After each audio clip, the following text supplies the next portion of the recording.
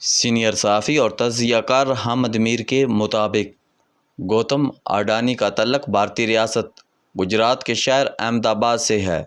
بھارت کے opposition leader Rahul Gandhi کئی مرتبہ لوک سبھا میں اڈانی اور وزیر اعظم نریندر مودی کے تصاویر لہرا چکے ہیں۔ انہوں نے الزام لگایا کہ اڈانی نے مودی حکومت کے ذریعے اپنے کاروبار کو خوب وسعت دی اور دنیا کے امیر ترین افراد میں شامل ہو گیا۔ مودی کا تعلق بھی گجرات سے ہے۔ جب وہ گجرات کے وزیر اعلیٰ تھے تو اڈانی کے ہوائی جہاز کا بے تحاشا استعمال کرتے تھے۔ اس ہوائی جہاز پر بیٹھ کر مودی بھارت کے وزیر اعظم بنے، جس کے بعد اڈانی کے کاروبار کو 4 نہیں بلکہ 8 چاند لگ گئے۔ مودی نے اڈانی کی ملاقات اسرائیل کے وزیر اعظم نیتن یاہو سے کرائی اور 2023 میں اسرائیل نے اپنی سب سے بڑی بندرگاہ حیفا کے 70% شیئرز $1 ارب 20 کروڑ کے عوض اڈانی گروپ کو فروخت کر دیے۔ اڈانی گروپ کو حیفا پورٹ کے 70% شیئرز فروخت کرنے کی کہانی 2018 میں شروع ہوئی، جب اسرائیل کی ایک اسلحہ ساز کمپنی نے اڈانی گروپ کے ساتھ مل کر بھارت کے شہر احمد آباد میں ہرمیز 900 ڈرون اور میزائل بنانے کی فیکٹری قائم کی۔ اڈانی گروپ کو مودی سرکار کی بھرپور معاونت حاصل تھی، لہذا 2 سال کے اندر فیکٹری قائم ہو گئی اور پروڈکشن بھی شروع ہو گئی۔ 2022 تک اس فیکٹری کے تیار کردہ میزائل اور ڈرون اسرائیلی فوج نے ٹیسٹ کر لیے اور اس فیکٹری کی 85% پروڈکشن خریدنے پر آمادگی ظاہر کر دی۔ حیدرآباد سے اڈانی گروپ حیفا پہنچا اور اسرائیل کی اس اہم بندرگاہ کے 70% شیئرز خرید کر پوری دنیا کو حیران کر دیا۔ یہ کامیابی صرف اڈانی کی نہیں بلکہ بھارت کی بھی بہت بڑی کامیابی تھی۔ ایک طرف بھارت کی طرف سے اسرائیل کے دشمن ایران کی بندرگاہ چابہار میں سرمایہ کاری کی گئی تھی اور دوسری طرف ایک بھارتی کمپنی نے حیفا پورٹ کا انتظام سنبھال لیا تھا۔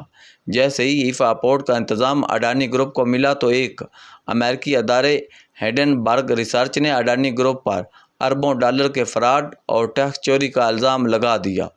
راہل گاندھی نے اڈانی کے خلاف لوک سبھا میں 40 منٹ کی تقریر میں ہنڈنبرگ ریسرچ کی رپورٹ میں لگائے گئے الزامات کا جواب مانگا۔ کہیں سے کوئی جواب نہیں آیا۔ کچھ دن بعد حیفا پورٹ کا انتظام اڈانی گروپ کے سپرد کرنے کی ایک تقریب منعقد ہوئی، جس میں نیتن یاہو مہمان خصوصی تھے۔ اس موقع پر نیتن یاہو نے گوتم اڈانی سے ہنڈنبرگ ریسرچ کے الزامات کے بارے میں پوچھا۔ اڈانی نے تمام الزامات کو بے بنیاد قرار دیا۔ نیتن یاہو اور اڈانی کے درمیان گفتگو کو بہت سے لوگ سن رہے تھے۔ اس گفتگو کی تفصیل ایک روسی جریدے کی ویب سائٹ پر موجود ہے۔ نیتن یاہو نے کہا کہ اڈانی گروپ پر حملہ اسرائیل پر حملہ ہے، کیونکہ اڈانی گروپ کے کمزور ہونے سے اسرائیل کے مفادات پر زد پڑے گی۔ اس کے بعد نیتن یاہو نے اسرائیلی خفیہ ادارے موساد کو حکم دیا کہ وہ اڈانی گروپ پر حملہ کرنے والوں کو سبق سکھائے۔ کچھ عرصہ کے بعد ہنڈنبرگ ریسرچ کے خلاف مختلف امریکی عدالتوں میں مقدمات دائر ہو گئے۔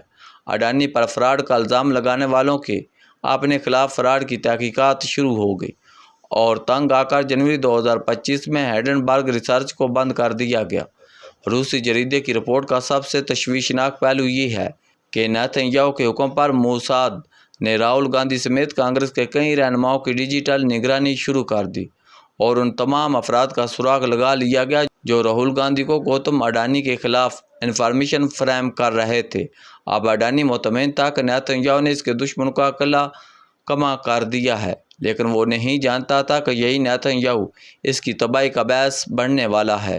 13 جون 2025 کو نیتن یاہو نے ایران پر حملے کا اعلان کیا تو اڈانی کے وہم و گمان میں بھی نہیں تھا کہ ایران کے میزائل حیفا تک پہنچ جائیں گے۔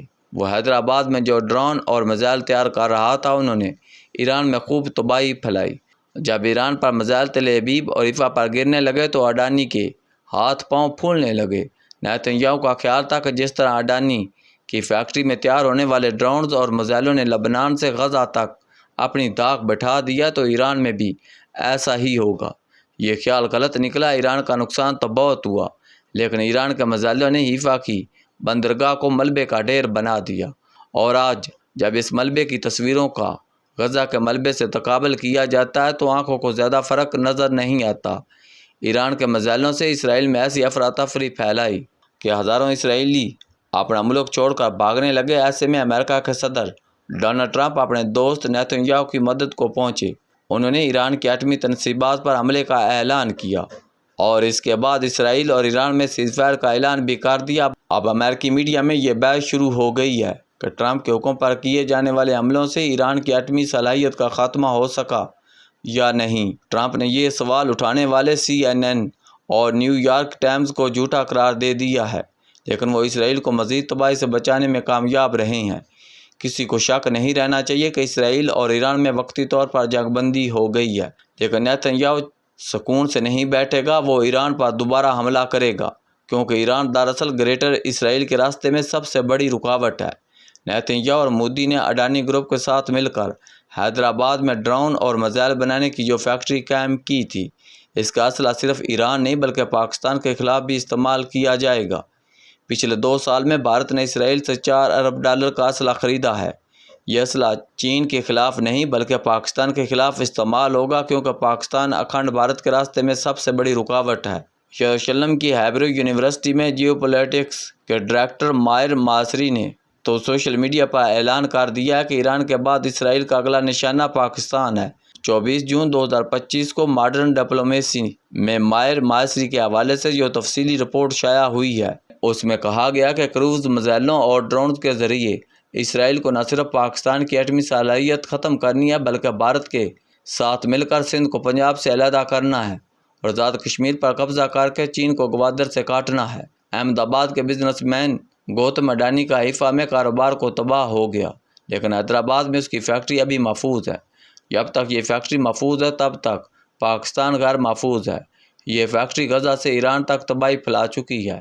اس فیکٹری کا اگلا نشانہ پاکستان ہے۔